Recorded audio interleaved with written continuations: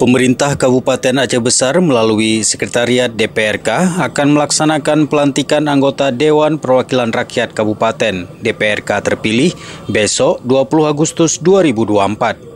Sekretaris DPRK Aceh Besar Fattah Muhammad menyatakan segala persiapan untuk acara pelantikan dan pengambilan sumpah jabatan anggota DPRK telah tuntas dilaksanakan.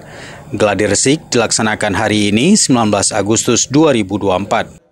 Alhamdulillah semua persiapan sudah mencapai 90% ya, karena hari ini juga kita akan mengadakan gladi bersih. Semua komponen orang-orang terlibat akan hadir insyaallah, dan juga persiapan tempat juga karena juga dibarengi dengan paripurna sebentar lagi, kita agak sedikit tersendat ya. Insyaallah dalam waktu nanti malam sudah selesai insyaallah. Untuk kehadiran Pak? Ya, undangan semua yang berkompeten sudah kita sebarkan. Ada tokoh-tokoh mantan bupati, mantan wakil bupati, dan mantan pimpinan DPR juga kita undang, dan juga perwakilan partai politik. Di samping juga ada undangan per orang DPR terpilih itu ada 10 orang. Panitia juga memasang TV kabel live multicam di lokasi acara untuk memastikan semua masyarakat dapat menyaksikan prosesi melalui video live streaming di YouTube.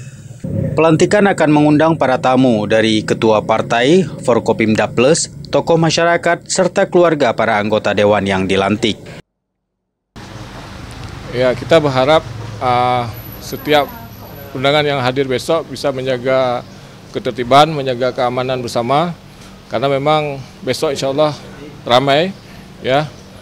Kita mewajibkan yang hadir besok juga membawa undangan ataupun badge dari peserta atau dari panitia, sehingga semua bisa teratur, ya, tidak ada yang membuat kegaduhan dan sebagainya.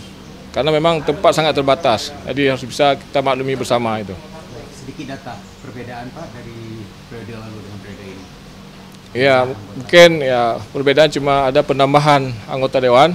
Ya, kalau sebelumnya 35 orang, untuk periode ini kita sudah 40 orang. Dari Aceh Besar, Tim Liputan Aceh TV melaporkan.